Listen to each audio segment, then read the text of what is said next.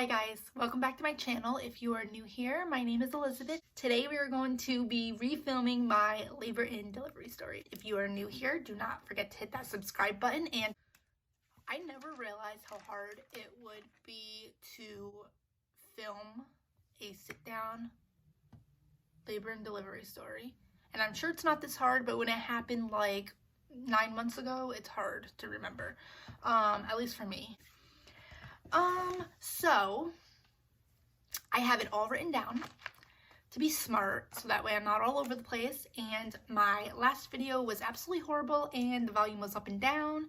I just decided that I wanted to refilm it. If you guys are interested in hearing about this story, then just keep watching. So when I was pregnant, I had that type of like plan where I thought everything was going to go the way I wanted it, and I had a birth plan.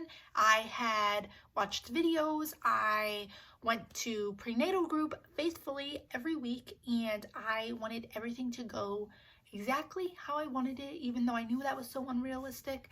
I had a friend that would actually tell me, like, Liz, I had my baby, and let me tell you, nothing that I wanted to happen happened, so you're not going to go by your birth plan. And I was like, listen, maybe you don't go by your birth plan, but I'm going to go by my birth plan. It didn't go that way. So I ended up going to St. Raphael's, which was where I was supposed to deliver with my midwives. And this was on June 28th. I ended up going there because I didn't feel right. They wanted to monitor the baby, so they just checked my blood pressure. They hooked me up to a monitor. He was perfectly fine, but my blood pressure was really high. They wanted to get labs done. So once they got the labs done and they realized that my levels were actually really high, they were like, okay, like, we're going to just keep you. And I ended up going there around 11, and by 3 a.m. on Saturday, they told me that I had one of two options. One, that I would deliver my son at 37 weeks and I would go on bed rest, but I would be able to go home, and that I would have to come back 2 to 3 times a week, which was my plan. I wanted to go home. Like, I did not want to stay here. I didn't even want to go there to begin with, never mind have to stay there. Then they said that I would either do that or I would deliver at 34 weeks and that I would have to stay inside of the hospital until then, but I would be transported over to Yale, which was down the street, until I was 34 weeks, just because the hospital I was at didn't have a NICU and they weren't prepared to deliver a preemie, and they didn't know like what complications I would fall into. They said that they would keep checking on me and they would let me know shortly, and the doctor would come in and talk to me about my options. So then around 4 a.m., this was what, 3 a.m., so another hour passed by. I was talking to Justin about it. I called family. I called my mom, and the baby's sleeping. Do you guys hear him? He like talks and makes noise. He talks and makes noises in his sleep. It's so cute. Unless it's like 3 a.m. and you're like awake and like you just hear him talking, you're like, what the fuck? Like, this is scary, but it's cute. So around 4 a.m. they came back in the room and they checked my blood pressure once again and told me my labs came back, and I actually didn't have the option. I was going to get transported over to Yale and I was going to have to stay until 34 weeks.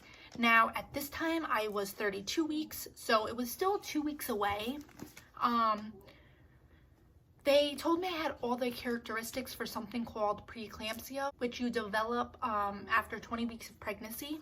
They did start me on magnesium sulfate before I left, just so that way everything was stable and my blood pressure was low enough just while I got there. And then 2 days later, on July 1st, they actually told me that they were going to give me steroids just to speed up Ethan's lung process, so that way his lungs are developed. And I guess the earlier that you get it, so like if I was to get it then and I knew that I would deliver him in a week, the chances of his lungs being developed would be like more likely. I don't know. So don't quote me on that. I'm not sure, but it was something along those lines. So they ended up giving me the first steroid shot, which was Monday, and it hurt like a bitch. It was like the worst pain ever. Then they said that I would get another one in 24 hours and that they would just monitor me until I was at 34 weeks. The next morning, I did get the second steroid shot, and the following morning, which was Wednesday, they told me that I had no other choice, that I was going to be induced right then and there.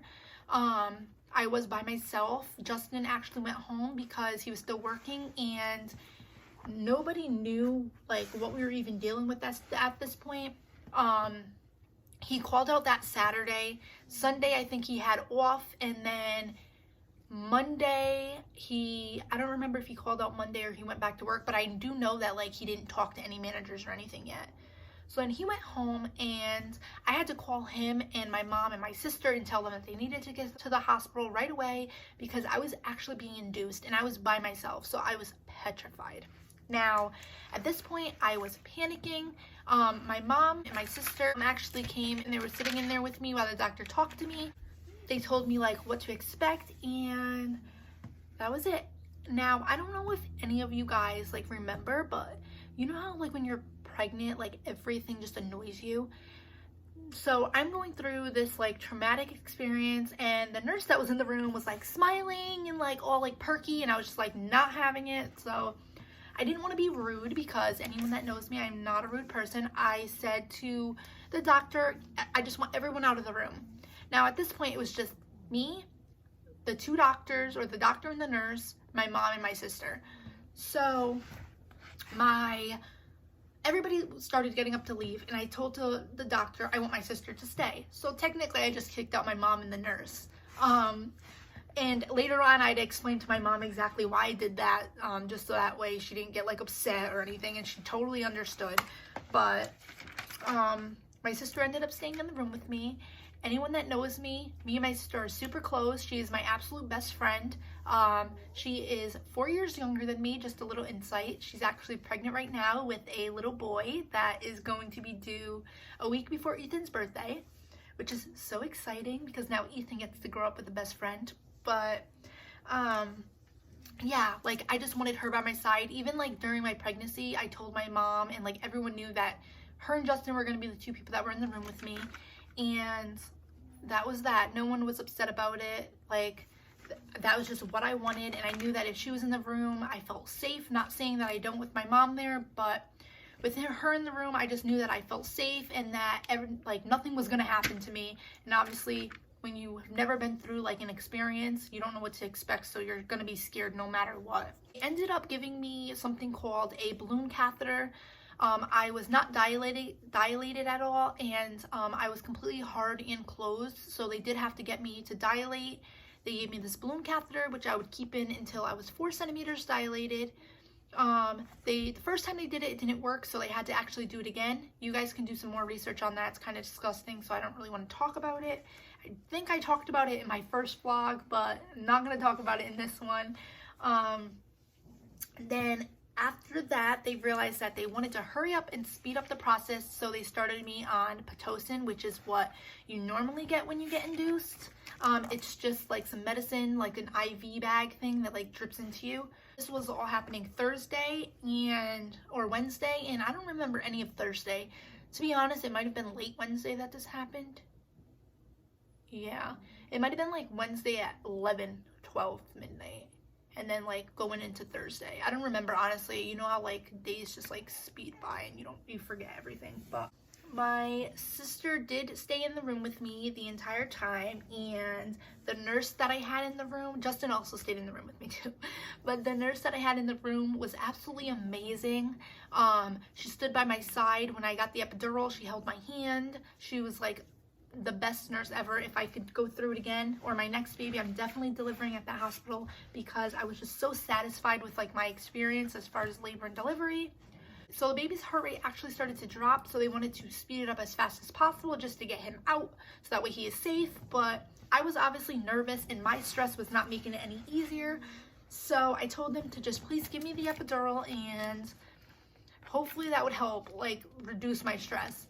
So they gave me the epidural, and now it kind of counteracted with the medicine that I was on. So the epidural lowered my blood pressure, and my magnesium that I was on is to lower my blood pressure. So my blood pressure went really low, my heart rate dropped, and they decided that they needed to hurry up and put another type of med into me just to stabilize me and get my blood pressure back to where it needed to be. After that was all done and all the hecticness went away, I actually got some sleep. I went to sleep until about 4 a.m. where I woke up to my water breaking. Now, mind you, when I woke up, and anyone that knows when your water breaks, I mean, at this point I did have the epidural, but I didn't press the button to like release more meds since I was sleeping.